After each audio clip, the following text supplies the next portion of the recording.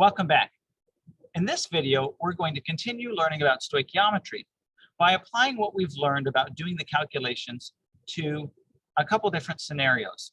This will involve using titration data to determine the concentration of a solute, as well as using the ideal gas law to analyze the amount of gas that's involved in the chemical reaction. When we've looked at stoichiometric calculations before, we're always dealing with scenarios of you have a chemical reaction, you have a certain amount of product that reacts to produce a certain amount of product based upon the limiting reactant. And to this point, we've seen a couple of different scenarios. We've looked at combustion type reactions where we're producing an amount of gas that's measured. Typically, we have measured the amount of gas in terms of masses, but we could also use the ideal gas law depending on the information that you're given. If you know information about the pressure of your products, the volume they occupy, and the temperature, then you can find the number of moles and then work backwards to determine the amount of reactants that would have been needed.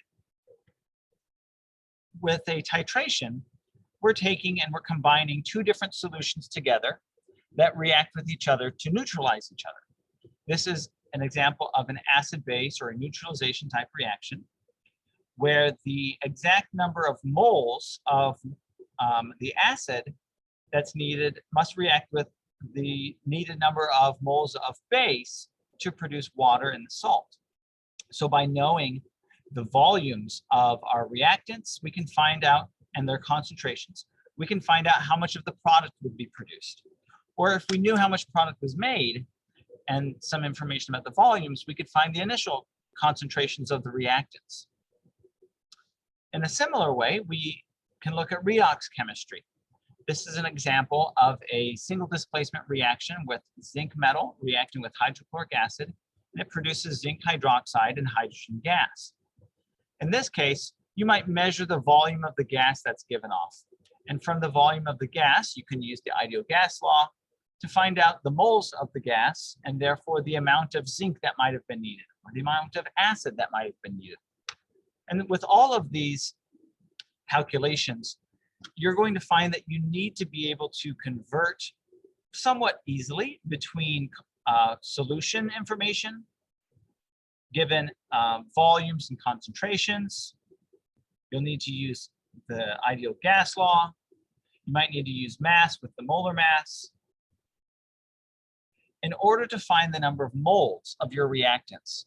And then using the balanced chemical equation, you can find out the moles of products that would be made and then final concentrations or masses or volumes. And so the balanced chemical equation and the moles is our bridge between the reactants and the products. We've looked at this already, these tips for solving these types of problems. My recommendation is to always verify that you have a balanced chemical equation. In some cases, like combustion reactions or precipitation reactions or neutralization reactions, we would expect that you would be able to come up with a balanced chemical equation using the patterns that we've talked about. Then you want to ask yourself, what are you actually solving for? And what information that you're given can be useful to this?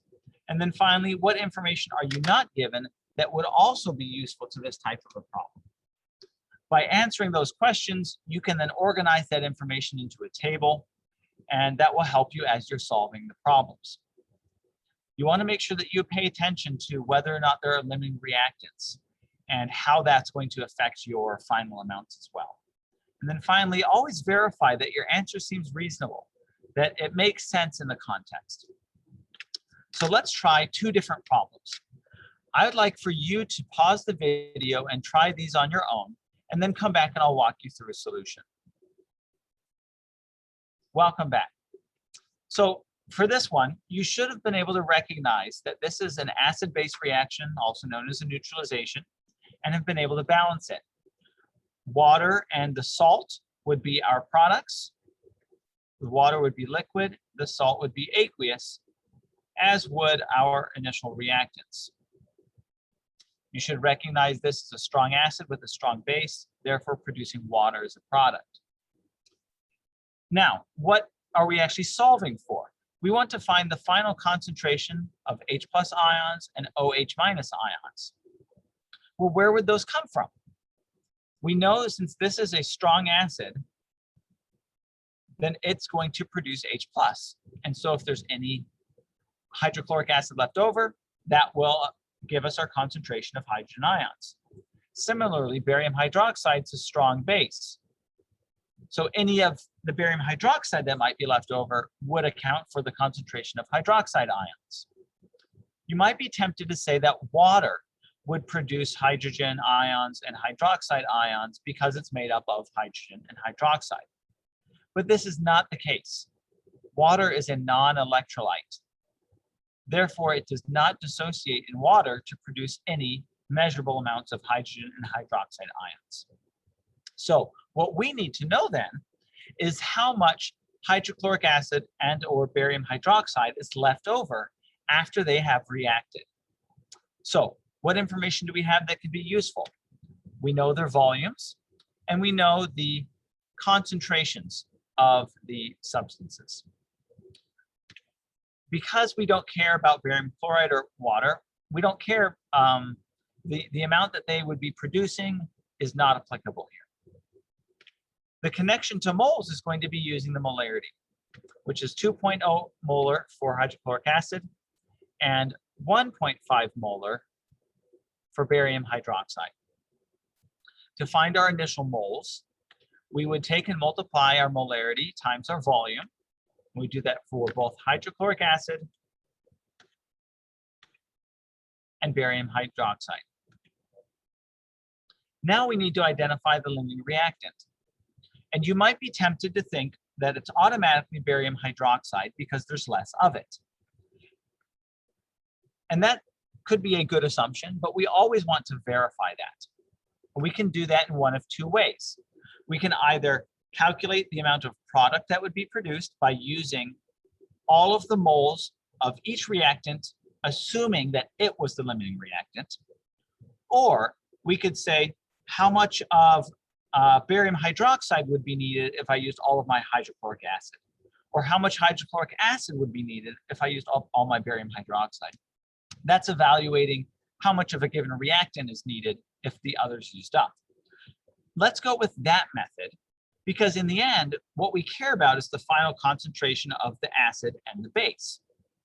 So if we used up all of our hydrochloric acid, how much barium hydroxide would that use?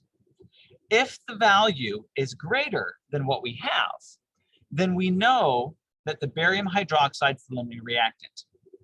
If the amount of barium hydroxide needed is less than what we have, then barium hydroxide, hydrochloric acid is the limiting reagent.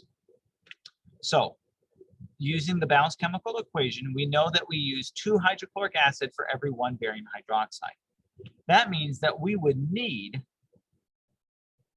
0.08 moles of barium hydroxide, but we have 0.09 moles. Therefore, hydrochloric acid is our limiting reagent. So we use up all of the hydrochloric acid and the 0.08 moles of barium hydroxide.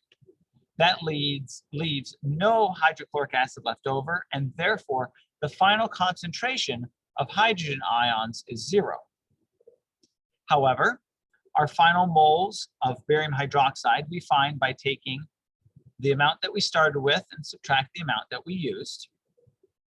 And to find the final molarity, we take the number of moles of barium hydroxide, 0.01, divide by the total volume of the solution. That gets us 0.05 molar of barium hydroxide. Now let's evaluate. Have we solved for the final answer? The question asks for how much hydrogen ions we have. We solve for that here. It asks for how much hydroxide ion we have. But we didn't solve for that. We solved for barium hydroxide. We need to account for the fact that barium hydroxide dissociates into barium ions and 2 hydroxide ions.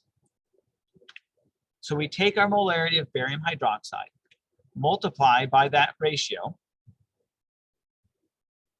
and we get 0.1 molar hydroxide ions.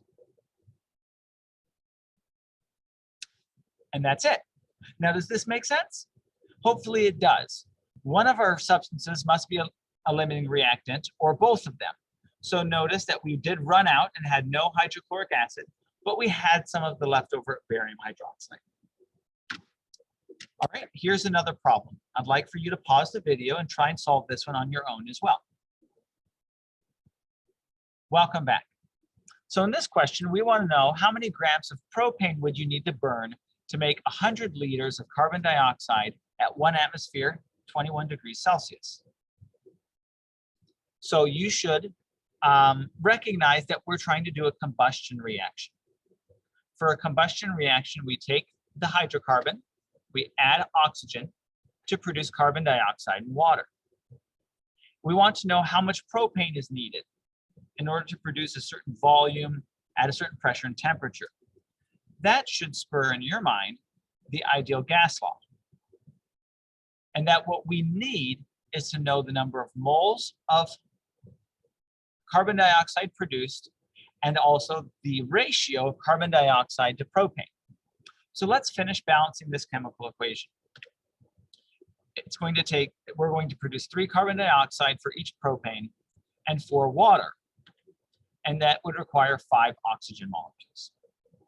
Now, what information do we have? So we don't know the starting amount of propane, but we know how much carbon dioxide would be produced. So in a way, we're working backwards.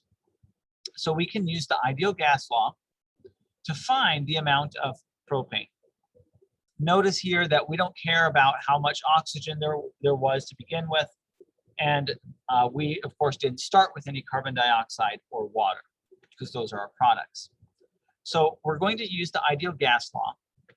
So we can take the ideal gas law and rearrange to solve for the number of moles. When we plug in the values that we have for our pressure, volume, ideal gas law constant, and temperature, we would get 4.1429 moles of carbon dioxide. That would be how much carbon dioxide was produced, which means that's how much the change was. Now, to find the moles of propane, we need to use the balanced chemical equation. So if we produced 4.1429 moles of carbon dioxide, we would have needed 1/3 of the amount of propane because we produce 3 moles of carbon dioxide for every 1 mole of propane. That means we would have needed 1.381 moles of propane. So that was our initial amount. To find the mass of propane, we're going to be using the molar mass.